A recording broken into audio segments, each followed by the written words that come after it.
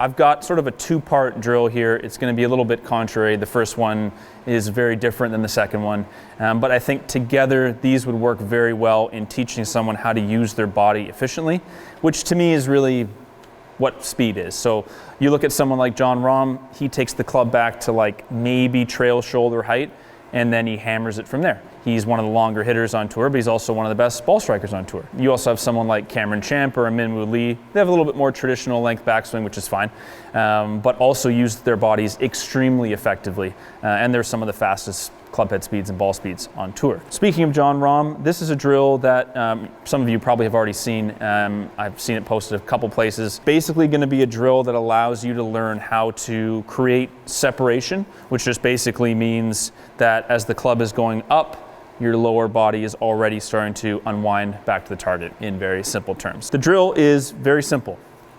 Taking the club back in the backswing no further than about waist high and trying to hit it basically as hard as you can.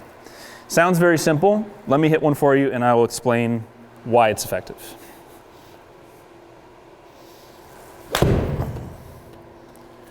Okay, I think I did a decent job there. Let's have a look. Now what you'll see is as the club is still going up in the backswing, the lower body is already starting to move.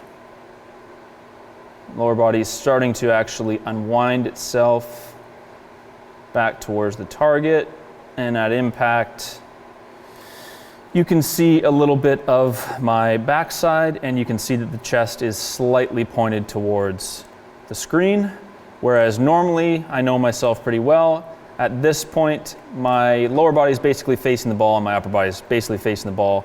My hips have slid a bunch. And then I will give it a good old-fashioned flip through and hope that it goes straight.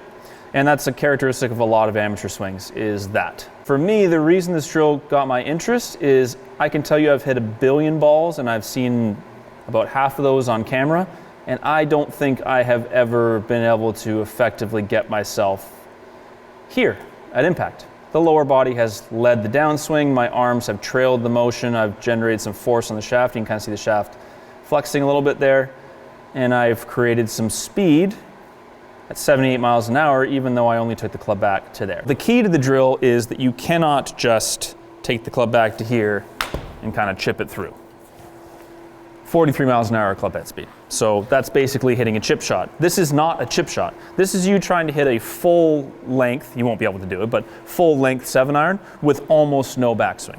And because you have almost no backswing, your brain to some degree knows this is not going to get it done. It had better start engaging some of the larger, stronger, faster muscles of the body to actually power the motion and create a little bit more speed than that backswing would imply that it's capable of. So I'm trying to push hard on this from here. I'm trying to swing hard, hit it hard. This is a high effort drill. I wouldn't worry too much about your contact. I just shanked that one. Clubhead speed was decent though. Let's do it again.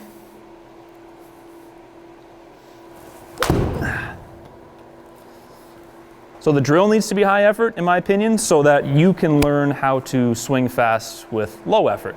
The drill is not going to be low effort, but hopefully over time, as you work on this, your body's going to be able to engage the ground and rotation better so that speed is generated with less actual physical effort on your part.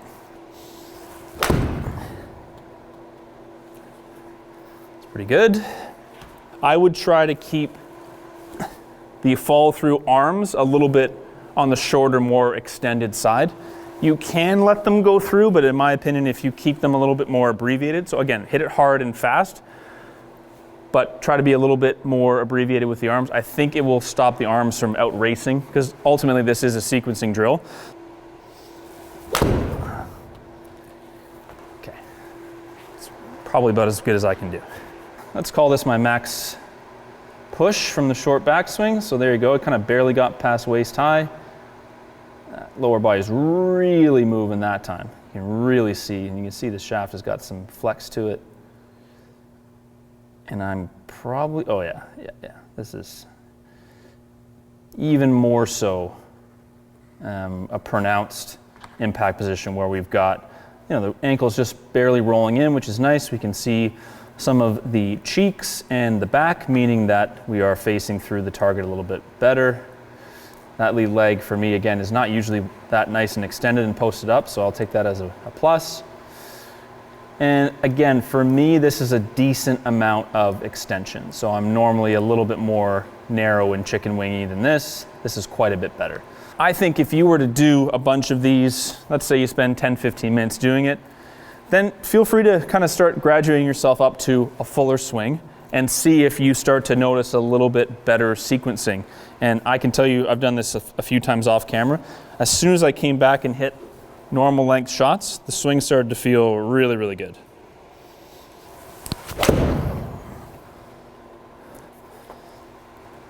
So obviously for me, yes, I know what you're going to say. I am not looking for speed, but I am looking for efficiency. I am looking for a more effective and repeatable way to swing the club.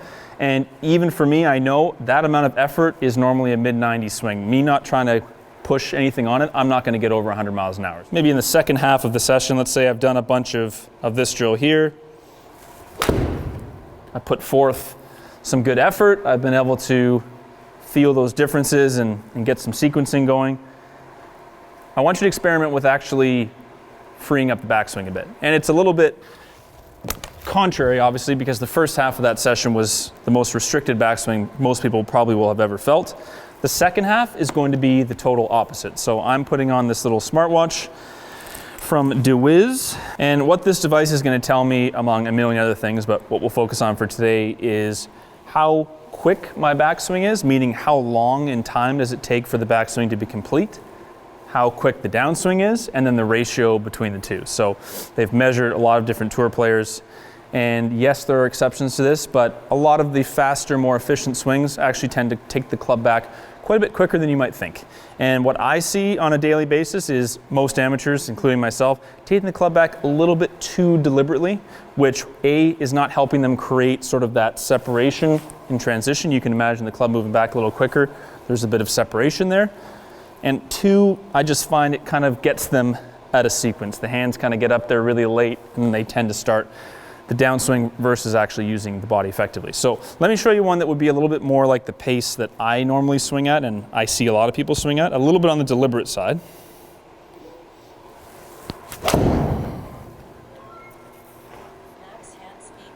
Good, so I'm happy with that. It's a good swing, 97 miles an hour. Backswing took just over a second. So doesn't sound like much, but for example, Bryson DeChambeau, I think, is around 0.67 of a second. I'm not saying you have to be Bryson DeChambeau, but a lot of very good tour players they benchmark are more like, let's say, 3/4 of a second. If I swing back faster, will I swing through faster? Honestly, yes, probably. You will probably be able to move the club down faster if you take it back a little bit faster. As we talked about, you're engaging different muscles, you're causing a little bit of that separation at the top to occur. And you can see this in long drive. These guys whip the club back for a reason.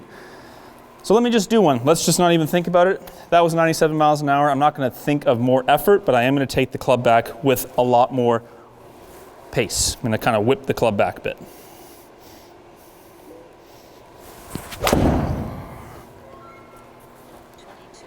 Okay, so that's 4 miles an hour faster. 0.71 seconds is the amount of time it took in the backswing. So about 0.3 of a second faster gave me about 4 miles an hour clubhead speed. Now, again, I'm not a robot. I tried my best to not apply more effort. I tried only to feel some difference in the backswing.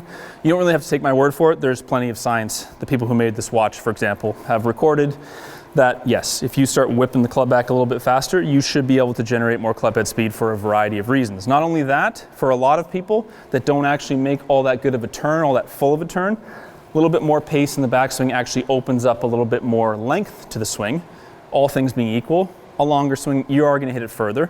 We just want to make sure you do it effectively, which to me is sort of what I'm hoping to create with this sequence of drills is we start the session with a pretty disciplined, kind of challenging drill that's really all about using your body effectively. And then towards the end of the session, we start kind of opening it up a bit, generating a little bit of that whip into the backswing and length. And then you start to hopefully take advantage of a couple different ways to add speed. One, better sequencing. 2, taking the club back faster and further. 102 miles an hour is pretty quick for me. Without trying to hit it crazy, crazy hard, it's a lot of clubhead speed. You're gonna watch a lot of different videos, I'm sure. You're gonna hear a lot of different opinions. There are obviously exceptions to all this stuff. There are people with super long backswings that probably don't create a ton of separation that have been very successful. There are players like Cameron Young and Hideki that take the club back extremely slow in the backswing and have a ton of clubhead speed. Simplest way to think of it when it comes to those exceptions, you're not Cameron Young and you're not Hideki. So these are effective ways. Just because someone does something one way doesn't mean it's the most effective way of doing it.